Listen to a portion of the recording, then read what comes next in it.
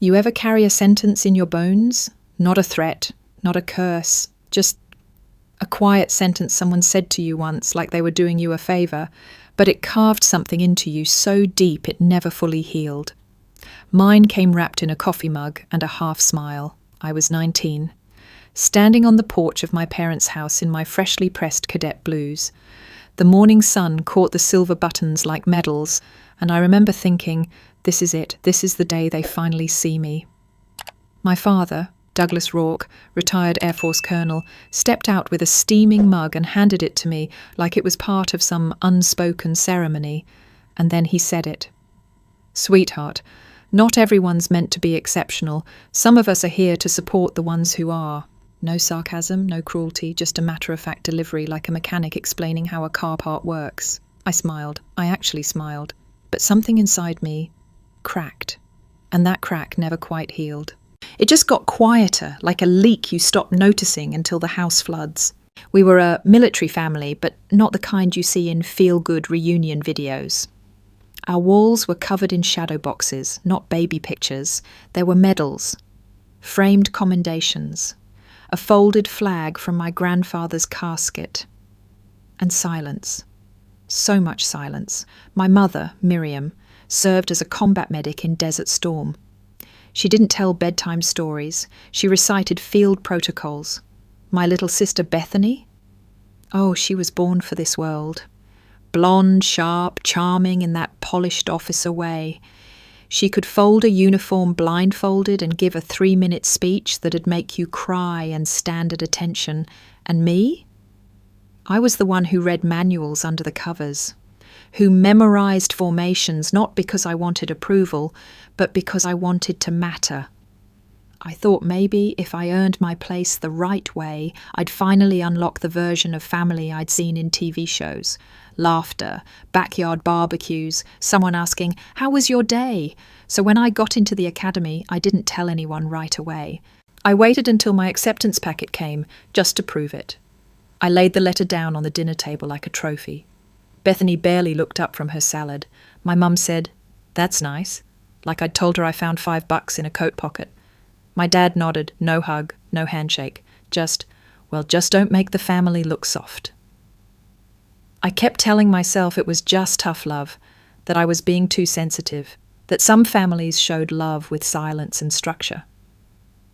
But you know what I've learned watching revenge stories? It's not always about getting even. Sometimes it's about getting seen.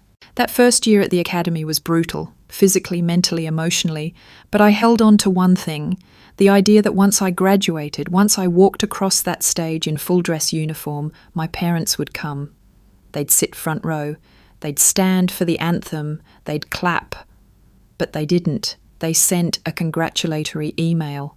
No signature, no emojis, no "we're proud of you." It read like a shipping confirmation. My roommate's parents brought a handmade banner and tear-streaked cheeks. Mine? Radio silence.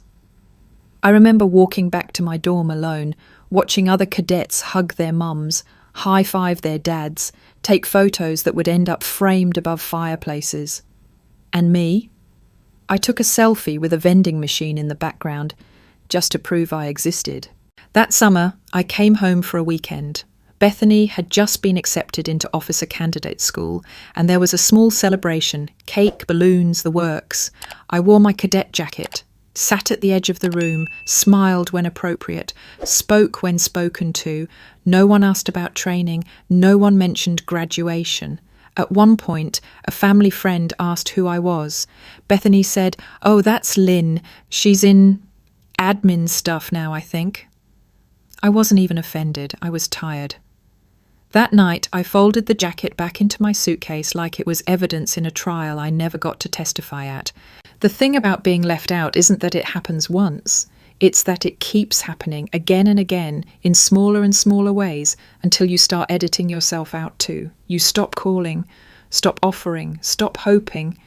But somewhere deep down, there's still a spark, a whisper that says, maybe someday. And I carried that whisper for 20 years. I'm telling you this not because I want pity, but because if you've ever felt invisible around the people who were supposed to love you the loudest, I see you, and I need you to know.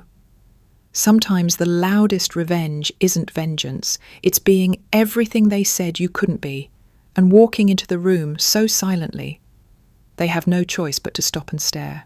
It started with a slideshow, a harmless, well-meaning, stupid little slideshow at my mom's 65th birthday party.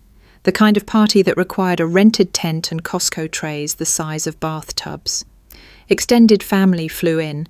There was an actual seating chart. Someone, probably my cousin Rachel, put together a digital photo reel called Miriam Through the Years.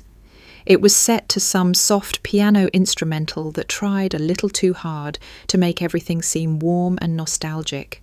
First slide, baby photos.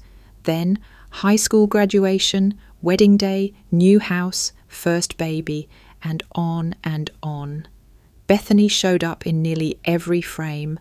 Her first tooth, her first medal, her first apartment. Bethany holding the family dog. Bethany on my dad's shoulders. Bethany in uniform, smiling like an ad for the army. And me, there was one photo, one, West Point summer program, 2004. I was 19. You could barely see my face. And I'd been cropped, neatly, casually, like someone had trimmed the edge of a memory to make it fit the screen. When I asked my aunt about it later, she shrugged and said, "We just needed it to fit the frame." I didn't say anything, just nodded, but I felt it, that familiar twinge, the quiet ache that hums just under your ribs when you realize you were part of something once, and then somewhere along the way you weren't. Not loudly, not dramatically, just edited out. Have you ever felt that? Not yelled at, not cut off in a screaming match, but just erased. Like your story didn't match the version of family someone else had already written, so they quietly removed you. No one tells you they're doing it. They just stop asking, stop including, and suddenly you go from being a daughter to being a vague she in conversation. I used to think maybe I was being sensitive, that maybe it wasn't on purpose. Maybe they didn't ask about my life because they didn't want to pry. Maybe they didn't know what I did because it was complicated. But deep down I knew they didn't ask because they didn't care to know, because they had already decided who I was, and anything outside of that image didn't matter. I sent my mum flowers every birthday. She never called back, not once. I sent my dad a Christmas card from a base I can't legally name. It came back, returned to sender. Wrong address, I checked. It wasn't the wrong address. Eventually they stopped adding me to the family group texts. I found out my cousin got engaged because someone tagged Bethany in the bridal shower photos. And the worst part, I kept trying, even when I knew they didn't see me, even when they introduced me to a second cousin once removed as, "This is Lynn, she used to be in the military, now she does admin stuff, I think." Like I was a side character in their lives, a blurry memory they couldn't fully place, a name they couldn't confidently say out loud. And look, I know this isn't unique. I know I'm not the only one who's felt this kind of invisible. But if you're watching this and you've ever found yourself sitting in a room full of people who are supposed to love you, and somehow you still feel like a stranger, yeah, I feel you. You don't have to explain it. You don't even have to comment anything long. Just write, "That was me. That's enough. I'll know exactly what you mean." One time I drove 10 hours home for Thanksgiving. No one knew I was coming. I wanted it to be a surprise. I walked through the front door, same beige siding, same creaky porch swing, and my mom was setting the table. She looked up and said, "Oh, you're here." That was it. No hug, no smile, just, "Oh, you're here." I ended up eating in the kitchen while everyone else laughed around the big table. And I wish I could tell you that was the moment I finally stood up for myself, that I packed my bags and never came back. But I didn't. I stayed. I smiled. I helped wash dishes, because part of me still thought, maybe if I showed up enough times they'd finally see me. Spoiler, they didn't. Years later, when Bethany got promoted to major, my parents threw a whole celebration, banner, custom cake, printed invites. When I finished my first black site field rotation, I got a text from my dad. "Cool, stay safe." Spelled my name wrong. The thing about being left out by strangers is whatever, right? But being left out by people who should have known your middle name. That kind of rejection hits different. It doesn't bruise, it sinks, and it stays. I used to wonder what it would take for them to finally see me. Turns out, it wasn't medals, it wasn't rank, it wasn't years of service, it was something else entirely. But that part, that came later. And when it did, let's just say the entire room stopped breathing. The invitation didn't say, "We'd love to see you." It didn't say, "It would mean a lot to Bethany if you came." It said, "Bethany's promotion ceremony is Friday at Aero 900. If attending, please dress appropriately and do not disrupt the program." I read it twice. Then again.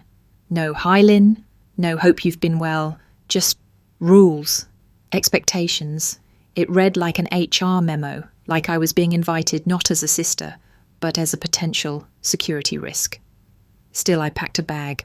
Not because I expected warmth, not because I believed my parents had changed, but because some part of me, some exhausted, bruised, traitorous part, still needed to know if I stood quietly in front of them, after all these years, would they even recognize me anymore? I drove 10 hours straight, same cracked highway, same rest stop coffee, same stretch of pine trees that used to feel like home. When I pulled up to the house, nothing had changed. Same beige siding, same dent in the mailbox, same American flag flapping from the porch like a memory that wouldn't come down. Inside, it smelled like lemon polish and old pride, military order, stale distance. My mother was at the dining room table arranging place cards. She didn't look up. "Go change. You're sitting next to Bethany tomorrow. Please don't interrupt her speech." That was my welcome. Not even a glance. No. "Hi, sweetheart." No. "You look well." Just instructions, like I was part of the decor. My father came in a few minutes later. He looked me up and down once, nodded like he was inspecting a fence post, and said, "Good you made it." His eyes had already moved past me before I could even answer. That night, I laid awake in the old guest room, same quilt, same closet with old board games, same silence pressing against the walls like humidity. I didn't unpack the dress uniform I brought. Instead, I chose a plain blouse and slacks. Quiet clothes for a quiet ghost. The next morning we drove to Fort Archer. Big auditorium, polished floors, flags in perfect symmetry, rows of metal chairs arranged with bureaucratic precision. My name wasn't on any seat. Instead, I was directed, politely, firmly, to the third row from the back. A taped label on the chair said, "Family, unassigned." A subtle message, "You're here." But not really.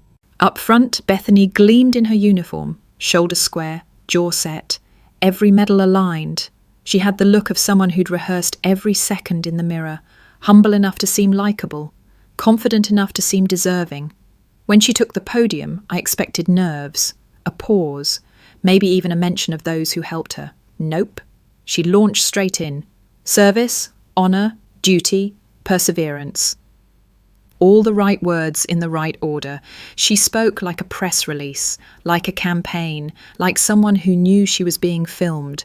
At one point she looked back and said, "To my parents, your legacy is my foundation. To my mentors, you shaped the leader I am today. And to those in uniform who inspire me daily, you are the reason I strive for excellence." I waited for a glance, a nod, a breath of recognition, but nothing came. I was a shadow in the back row. Even my chair didn't have my name. After the ceremony, we gathered in the reception hall. White tablecloths, plastic wine flutes, everyone in formation, even the conversations felt rehearsed. My mum floated through the room like a hostess. Bethany posed with colleagues and relatives like it was a wedding. Eventually, I ended up near a group of old family friends. Bethany gestured toward me and said, "This is my sister Lynn. She was in the military for a while. I think she works in admin now." Someone chuckled. Not maliciously. Just in that polite social way people laugh when they're not sure if they're supposed to. A distant cousin leaned over and said, "VA office, right? Better than nothing." I didn't answer, didn't smile. I've learnt silence has its own kind of dignity. especially when the truth wouldn't matter. Later, in the restroom, I caught my reflection in the mirror. Same eyes, same tired lines, same forced composure, and I thought, this is what it looks like to be edited out of your own life, while everyone else celebrates the version they prefer. You ever been there? Not the yelling, not the slammed doors, but the dinner parties where your name gets skipped, the family gatherings where you're technically included, but spiritually erased? It's quiet, but it cuts just the same. And if you're still watching this, and this moment hits a little too close, just know you're not the only one sitting in that unassigned chair. I've been there, and I promise you, it doesn't end here. The thing about being invisible is you start expecting nothing. So when I walked into that auditorium, I didn't plan to take up space. I didn't bring a speech. I didn't wear my uniform. I didn't even wear mascara. I just showed up. The lights were too bright, the air conditioning too strong. I sat stiff in my family unassigned seat, right next to someone's cousin and a woman who wore far too much perfume. I folded my hands in my lap and fixed my eyes straight ahead like a civilian watching a ceremony they weren't invited to, but somehow wandered into. Bethany stood on stage, already mid-sentence, already soaking in the pride radiating off my parents. They sat front and centre, of course, Mum in pearls, Dad with his jaw clenched just enough to appear stoic but invested. Classic. Bethany's voice carried through the room like it was built for this kind of echo. Leadership isn't about titles, it's about legacy, about carrying forward the honour of those who came before you. She said it like she believed it, like she had carried anyone but herself. She didn't glance at me once, and I didn't expect her to. But then the door opened, and the sound of boots on linoleum cut through her speech like a blade. One pair, precise, heavy, unhurried. People turned. A few straightened instinctively in their chairs the way military folk do when someone of authority walks in, even before they know who it is. And then he appeared, General Mitchell Dyer, full dress uniform, silver stars gleaming under fluorescence, rows of commendations across his chest like history stitched into fabric. The room didn't gasp. It didn't need to. It just froze. Bethany paused mid-sentence. Her note card trembled in her hand. My parents sat upright, stiff with recognition. And me? I didn't move. I couldn't even breathe. Because General Dyer wasn't scanning the stage. He wasn't looking at Bethany. He was walking, steadily, purposefully, toward me. He stopped right in front of my row, raised his hand, and saluted. Not some casual nod, not a ceremonial courtesy, a full, sharp, regulation salute. "General Rourke, ma'am, it's an honour." Every eye in the room snapped to me, every neck turned. I stood, slow, deliberate, returned the salute without flinching. My fingers didn't shake, my posture didn't falter, because when someone who once trusted you with 30 lives in a country that doesn't officially exist salutes you in public, you don't shrink, you rise. From the corner of my eye, I saw my mother's glass slip from her hand. The shatter echoed louder than the applause that followed. My father stood halfway as if caught in the muscle memory of respecting rank, then sat back down like the air had been punched out of him. "Bethany?" Bethany stared at me like she was seeing a ghost. And maybe she was. Because for years, I'd been the version of me they preferred. Forgettable, non-threatening, neatly labelled admin. But that day, under the harsh lights of Fort Archer's main hall, I wasn't forgettable. I wasn't optional. I was the woman they'd spent 2 decades editing out, now standing centre frame, saluted by a man they all admired. And I didn't say a word. Didn't explain, didn't boast. Because I didn't owe them the truth, not anymore. What? After the salute, General Dyer handed me a folder. I took it quietly. Inside, documents stamped with official seals, classified labels blacked out. I didn't need to open it. I already knew what it was. They didn't, but they would. The reception afterward felt like walking through smoke. No one quite knew what to say. Suddenly, I wasn't just Bethany's sister anymore. I was General Lynn Rourke. People whispered, some stared, someone even asked for a photo. I declined. My parents didn't approach me, not even to ask how, not even to say my name. Bethany hovered near the punch table, face flushed, pretending not to look over every 5 seconds. She didn't come say anything either, but I caught her watching me, like she was trying to calculate how she'd missed it, how the girl in the shadows turned into the one commanding the light. You ever have a moment where you realise they only loved you when you were small enough not to challenge them? Yeah, that was mine. And it didn't feel like revenge. It felt like gravity shifting back to where it always should have been. If you've been waiting for your moment, your version of the door opening, the boots echoing, the hush falling over a room that once erased you, just know it's coming. Maybe not like this. Maybe not in uniform. But the day will come when someone walks in and the people who made you feel like nothing will have to look again. And this time, they won't be able to look away. That night, I didn't go back to my parents' house. I checked into a standard military guest quarter. No frills, beige walls, sheets too thin, a desk that still smelled like disinfectant, the kind of place meant for short stays and short memories. I dropped my bag on the floor, kicked off my shoes, and sat down in the chair. That's when I saw it. A manila envelope. No name, no note, just sitting there. Placed like a message meant for someone who'd know exactly what it meant. I opened it. Inside, a printout of an old email. Subject line: reckless operation, civilian risk, confidential report. It was vague, purposefully so. 3 paragraphs long, just enough innuendo to sound legitimate, just enough false detail to trigger a flag in the system. I'd seen it before. This email, or some version of it, almost got me pulled from an overseas op 2 years ago. I was quietly rerouted to an assignment in northern Syria. The terrain was unstable. The intel was incomplete. 2 of my men died. I came home with shrapnel in my thigh that still throbs when it rains. We never found out who'd triggered the investigation, until now, because this time the printout wasn't redacted, the metadata hadn't been scrubbed, IP address, login credential, Bethany Rourke, sent 2 days before my deployment from a laptop linked to her personal account. I didn't feel shock, not anger, just stillness, like a room after an explosion before the dust settles. The next day, after the reception, I found her alone behind the venue. She was scrolling her phone, makeup flawless, smile still fresh from the attention. I stepped in front of her and held out the envelope. She looked at it. Her eyes scanned the top of the page. Her jaw tightened, but she didn't deny it. She didn't even blink. "You sent this?" I asked. She nodded. Once. Small. Like it didn't matter anymore. Why? For the first time all weekend, she didn't have a rehearsed answer. Her shoulders dropped, voice low. "Because you weren't supposed to win." The words didn't come out bitter. They came out broken.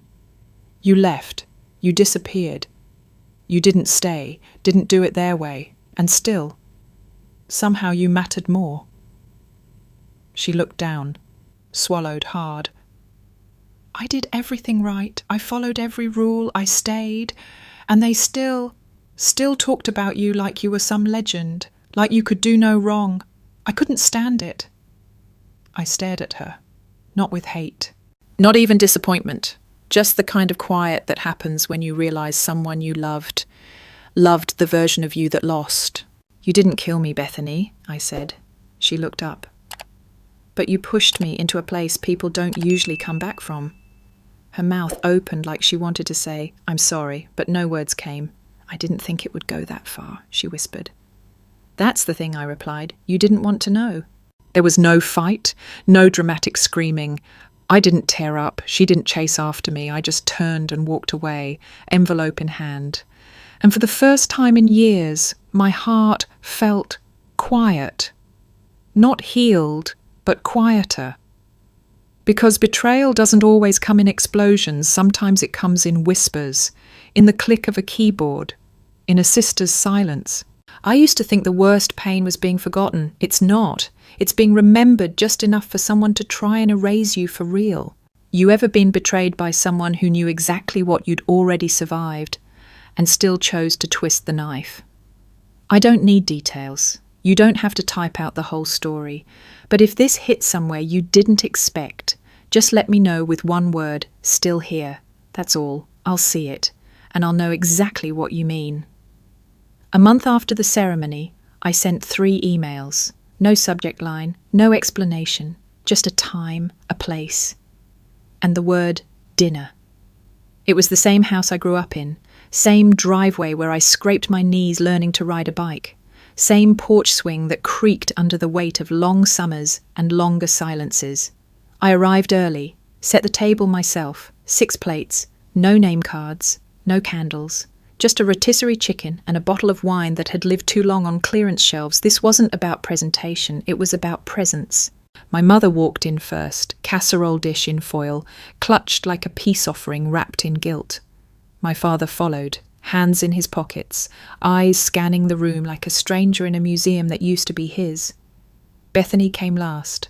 Her smile was careful, measured, like a kid walking into a room where they might still be grounded. We sat, no one toasted, no one prayed, we just started eating. I let the clinking forks fill the first 10 minutes, let the weight of unspoken things settle into the carpet and the air, then I spoke. I didn't call this dinner for apologies, I said. I called it to tell the truth, just once, out loud. They looked up, no one interrupted. I didn't quit the academy. I was recruited, quietly, into a division that doesn't send graduation photos, doesn't list names, doesn't make Facebook posts. I spent 6 months underground coordinating a hostage extraction you'll never read about.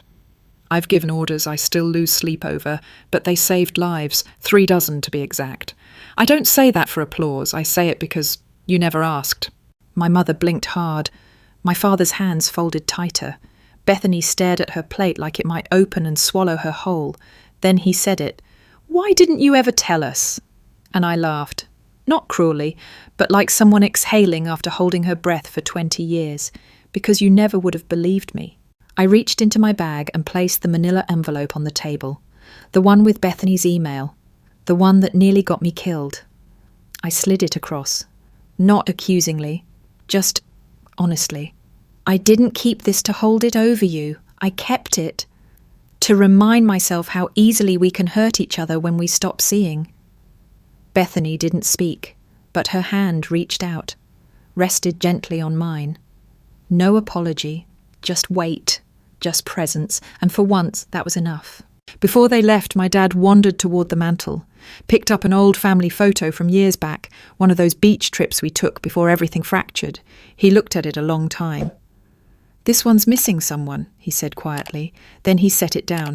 "Maybe next time we take a new one."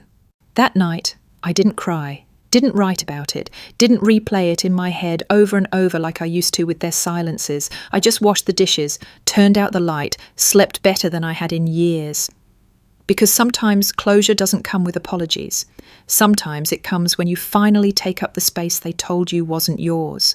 A week later, I got a call from General Dyer. "The Freedom Valor Initiative just finalised the board," he said.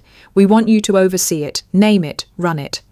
I told him I wasn't sure I was the right face. "Lynn," he said, "you already are. Everyone else is just catching up." So we named it Rourke's Line, not for me, but for everyone who ever sat in the family unassigned row, for every daughter who folded napkins, sent cards, showed up, and got cropped out of the slideshow anyway. If you've ever felt that, if you've ever watched people smile through a version of you that wasn't real, if you've ever had to shrink to keep peace at a table that never really had room for you, I see you. And if this story hit something in you, you don't have to explain. You don't have to write your whole story. Just drop 2 words in the comments. Still here. I'll read them, all of them, every single one, because I know what it means to stay.